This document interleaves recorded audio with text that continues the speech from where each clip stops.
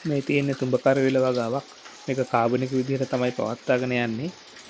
ඇත්තටම මේ කාබනික විදිහට කරගෙන යද්දී අස්වැන්නේ යම් කිසි ප්‍රමාණයක අඩුවක් තිබ්බත් වැල් ටික නිරෝගීව ඉතා පහසුවෙන් වගා කරගන්න පුළුවන්. අනික ඕනම කෙනෙක්ට බය නැතුව ආහාරයට ගන්න පුළුවන් විදිහට තමයි වෙළඳ පොළට නිකුත් කරන්නේ.